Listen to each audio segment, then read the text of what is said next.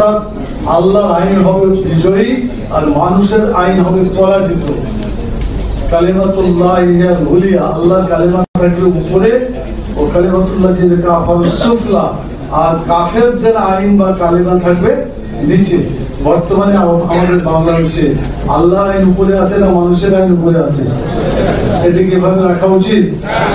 আল্লাহর আইনকে উপরে দিতে হবে, মানুষের আইনকে টাইনা নিচে নামাইতে হবে।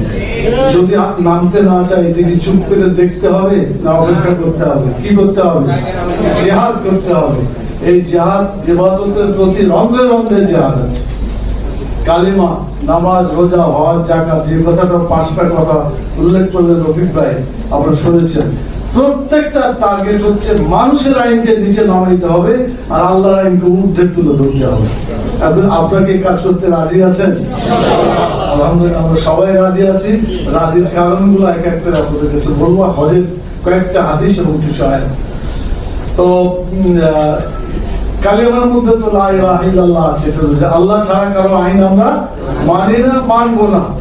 এইটা কেউ যদি করে তাকে আমরা মানতে দিব না, আল্লাহর আইন থেকেই মানতে হবে। এই কাজ আমরা করে যাব। নামাজের উদ্দেশ্য আল্লাহ তাআলা বলে দিয়েছেন, ইন্নাস সালাতা তানহা আনিল ফাহশাই ওয়াল মুনকার, নিশ্চয়ই নামাজ মানুষকে অন্যায় ফাহিশা কাজ থেকে বিরত রাখে। তার মানে আল্লাহর আইন চালু হওয়ার জন্য আল্লাহর নামাজের মাধ্যমে আমরা এমন এক শক্তি তৈরি করব যে শক্তির মাধ্যমে অন্যায় প্রতিহত হবে, ন্যায় প্রতিষ্ঠা হয়ে যাবে। নামাজি মানুষ যদি কোনো জিহাদ না করে, অন্যায় কাজে জড়িত থাকে, অন্যায়কে যদি সে বিরত মানে অন্যায়কে ধ্বংস করার ব্যাপারে পরাজিত করার চেষ্টা না করে, আল্লাহ রাসূলের এক হাদিস আছে, লাইসা লাহু সালাতুন মাল্লাম তানাহু সালাতাহু ফাহশাই ওয়াল মুনকার, যার নামাজ তাকে মুনকার এবং ফাহিশা কাজ থেকে বিরত রাখতে পারলো না, তার নামাজ কবুল হলো না। আর কামা কাল রাসূলুল্লাহ সাল্লাল্লাহু আলাইহি ওয়াসাল্লাম, রাসূলুল্লাহ সাল্লাল্লাহু আলাইহি ওয়াসাল্লাম হাদিসে সেটাই বলছে। 3 নম্বরে যেটা হক ও ইলা হাদিস নম্বর যেটা আছে আমি সেটা বলবো, যেটা আমার বক্তব্য বলছে মানে পর্যালোচনা করে। এটা আপনার হাদিস থেকে দেখে নেন। এতক্ষণ যে কথা বললাম কোনটাই বানানোর কথা নয়, সব কোরআন সব হাদিস থেকে বলছে। আর যখন যেটা কেন বলবো নোটটা আপনাদের কাছে পৌঁছে দেওয়ার চেষ্টা করবো ইনশাআল্লাহ। তো তারপরে নামাজ, কালিমা, নামাজ, রোজা। রোজা তো আপনারা জানতেই পারছেন যে হালাল জিনিসও হারাম হয়ে যাচ্ছে আল্লাহর হুকুমের কারণে। তার মানে আল্লাহর আইন যেটা আছে সেটাই মানতে হবে, আল্লাহর আইন যেটা নাই এটা আমাদেরকে বাদ দিতে হবে। আল্লাহর আইন যেটা সেটাই আমাদের মানতে হবে। এই জন্য রোজার একটা উদাহরণ ভাবে দেয় যে আপনি ইফতার করবেন, ক্ষুধার্ত আছেন, ইফতারের আগে যদি আপনাকে খেতে পান করতে দেওয়া হয়, আপনাকে খাবেন? বলবেন যে না আমরা খাবো না। কেন খাবেন না? আপনার আল্লাহর আইন মানার জন্য এটা খাবেন। আপনাকে যদি মাইক দেওয়া অথবা যদি আপনাকে গুলিও করে দেয়, আপনি পাকা ইমানদার হলে কি বলবেন? আমি গুলি খেতে রাজি আছি কিন্তু আল্লাহর আইন লঙ্ঘন করতে রাজি নাই। This is the subject matter of জিহাদ। এটাই হচ্ছে জিহাদের আসল বিষয়বস্তু। তো এটা হলো কালিমা, নামাজ, রোজা। হজের ব্যাপারে হাদিসে লম্বা হাদিস, তার শেষখানে বলা হয়েছে যে হজের মূল টার্গেট হচ্ছে কালিমা, মানে মনে হচ্ছে আল্লাহর জিকিরকে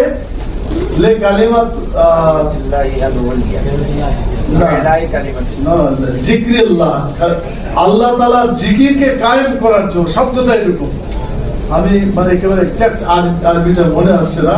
হজের টার্গেট হচ্ছে আল্লাহর জিকিরকে কায়েম করার জন্য, এটুকু মনে রাখেন। পরে হাদিসটা দেখে নিন।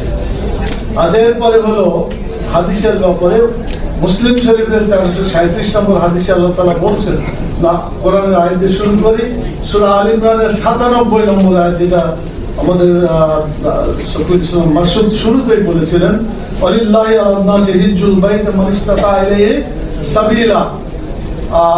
এটা 97 নম্বর আয়াত সূরা আল ইমরানে। মানে আল্লাহ তাআলার পক্ষ থেকে হজের ঘোষণা দেওয়ার কথা আল্লাহ তাআলা এই আয়াতে বলে দিয়েছেন, যেটা হযরত ইব্রাহিম আলাইহিস সালাম আযাদ মানে ঘোষণা দিলেন আর পৌঁছায় দিলেন আল্লাহ তাআলা। লোকজন ছিল না, কিন্তু পৌঁছানোর দায়িত্বটা পালন করেছেন মহান রব্বুল আলামিন, সেটা আপনারা শুনেছেন। এরপরে এক সাহাবী বললেন যে রোজা হজ করা ফরজ যেহেতু হলো, তাহলে কি প্রতি বছরে? তো রাসূল সাল্লাল্লাহু আলাইহি ওয়াসাল্লাম চুপ ছিলেন, মানে হজ কি প্রতি বছর ফরজ? আল্লাহ রাসূল চুপ করে থাকলেন।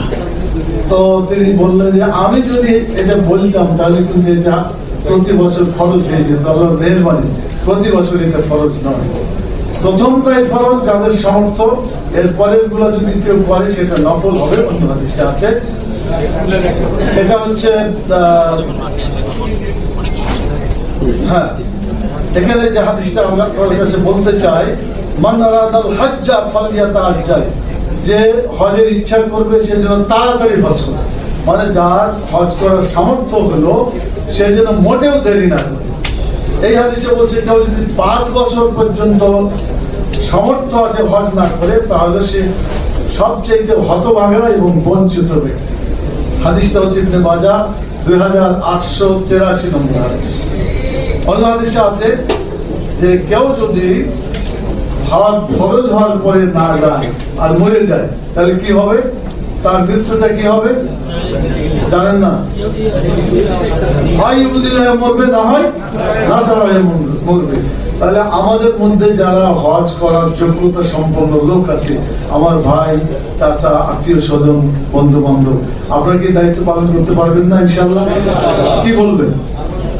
তোমার হজ ফরজ হয়েছে, যাতায়াত তোমার সামর্থ্য আছে, অর্থাৎ তোমার উপর হজ ফরজ, আর এটা যদি তুমি না করে মরো তাহলে তোমার মৃত্যুটা কিসের হবে? তাহলে কি বলেন বেশি লোক হজ করতে যেতে পারবে না? অনেক বেশি যাবে। আপনি চেষ্টাটা করবেন। আমি আশা করি এবার প্রায় 1000 খানেক হয়েছে। আপনারা যদি পরিশ্রম করেন আগামীতে 2000 লোক আপনি এখানে নিয়ে আসতে পারবেন ইনশাআল্লাহ। তাহলে কাজে লাগবে। এরপরে যে হাদিসটা আছে সেটা বলা হয়েছে বাইতুল্লাহকে আল্লাহ তাআলা উঠায় নেবেন। আল্লাহর ঘর সবসময় থাকবে না, আল্লাহ তাআলা এটাকে উঠায়। দুইবার এই আল্লাহর ঘরকে ধ্বংস করা হয়েছে। আল্লাহ রাসূল বলছেন যে তৃতীয়বার এটা ধ্বংস হওয়ার পরে এটা উঠে যাবে, আর আসবে। এটা হচ্ছে মুস্তাদরাক হাকিম 1652 তো আল্লাহর ঘর যাতে থাকতে থাকতেই সবাই আমরা হজ করতে যেতে পারি, এটা খেয়াল রাখতে হবে। এই জন্য দ্রুত হজ করা উচিত বলে অনেকেই মনে করেন। বলা যায় না আল্লাহ তাআলা কখন এটা করবেন, পরবর্তীতে আমার জীবনে হজ করার সুযোগ নাও হইতে পারে। এরপরে বলা হয়েছে যে যারা হজ, উমরা এবং কুরবানি করে না, হজও করে না, উমরা করে না, কুরবানি করে না, সে ব্যক্তি হলো সারুরা। হাদিসের পরিভাষায় রাসূল সাল্লাল্লাহু আলাইহি ওয়াসাল্লামকে জিজ্ঞেস করা হলো যে সারুরা কি, তো বললো যে সে হচ্ছে সবচাইতে হতভাগী, এবং এটা হচ্ছে সারুরা হচ্ছে বৈরাগী, মানে ইসলামের সাথে তার কোনো চিন্তা নাই, দুনিয়ার দিকে তার নজর। হজ্জে মাবরুর এবং হজ্জে মকবুল, হজ্জে মাবরুর 3 রকমের হজ আছে। হজ্জে মাবরুর সবচেয়ে উত্তম হজ হলো হজ্জে মাবরুর। 2 নম্বর হজ হচ্ছে হজ্জে মকবুল, আর 3 নম্বর বলা হয় হজ্জে মাবরুর। তো হজ্জে মাবরুর সবচেয়ে ভালো হজ, আল্লাহর কাছে দোয়া করার দরকার। হাদিসে আছে লাইসা আল হজ হজ্জাল মাবরুর লাইসা লাহু জাযাউন ইল্লাল জান্নাহ, মানে হজ্জে মাবরুর জান্নাত ছাড়া তার কোনো প্রতিদান নাই। এটাই আমাদের দোয়া করতে হবে, আল্লাহ যেন হজ্জে মাবরুর এবং হজ্জে মকবুল আল্লাহ তাআলা কবুল করেন। এরপরে ফজিলতের ব্যাপারে কয়েকটা কথা বলা হয়েছে। হাদিস বুখারী শরীফের 1521, আগের গুনাহ সব আল্লাহ মাফ করে দেন হজ করলে পরে। আলহামদুলিল্লাহ, আলহামদুলিল্লাহ। দোয়া করি হজের হাদিসে যারা এখানে আছেন ভাই এবং বোনেরা, আমাদের অতীতের সকলের গুনাহ যাতে আল্লাহ এই হজের মাধ্যমে মাফ করে দেন। 2 নম্বরে বলা হয়েছে 3টা জিনিসে অতীতের গুনাহ মাফ করে দেয়। ইসলাম গ্রহণ করলে আল ইসলামু ইয়াহদুমু মা কানা ক্বাবলাহা, ইসলাম গ্রহণ করলে অতীতের সব গুনাহ আল্লাহ মাফ করে দেন। আলহামদুলিল্লাহ। 2 নম্বর বলা হয়েছে কেউ যদি হিজরত করে দ্বীনের জন্য তার অতীতের গুনাহ মাফ করে দেয়। এরপরে হজ যারা করে তার অতীতের গুনাহ মাফ করে দেয়। 3টে বিষয়ে আল্লাহ তাআলা অতীতের গুনাহ মাফ করে দেন বলে হাদিসে উল্লেখ আছে।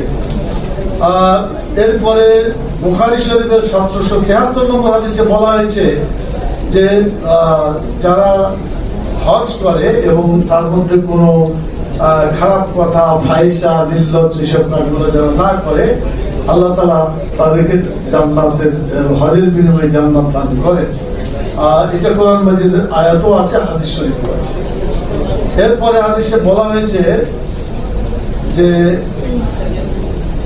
যারা একসাথে হজ এবং উমরা, আমরা তো এটাকে বলা হয় হজ তো তিন রকম, একটু আগে আপনারা দেখেছেন, হজে ইফরাদ, হজে কিরান, আর একটা হলো আমরা যেটা করি সেটা হলো কিছু তামাত্তু, এবং এটা প্রথমে আমরা যে কি করি উমরা করি, তারপর বিরতি দিয়ে সময় আসলে ওই 8 তারিখে আবার শুরু করা হয় অভিযান।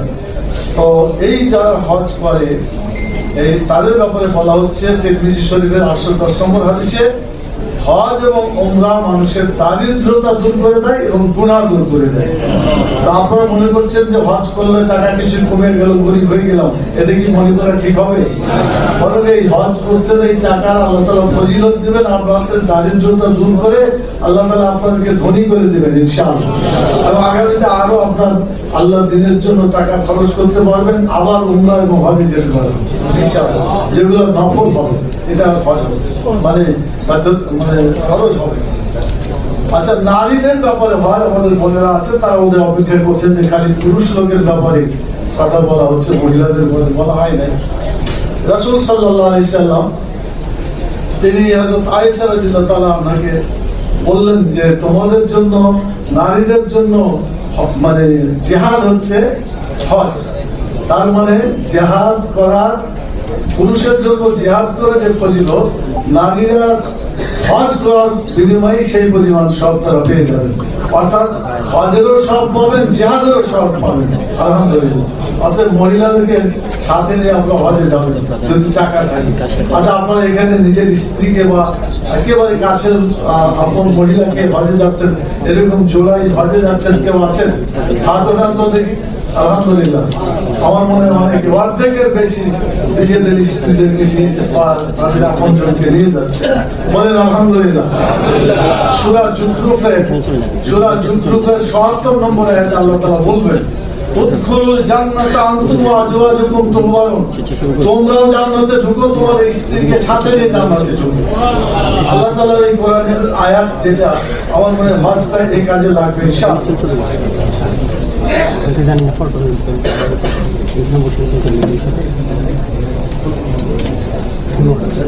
আমি খুব বেশি নাই, শেষ করে দিই, তারপরে এটা নারীদের ব্যাপারে বললাম।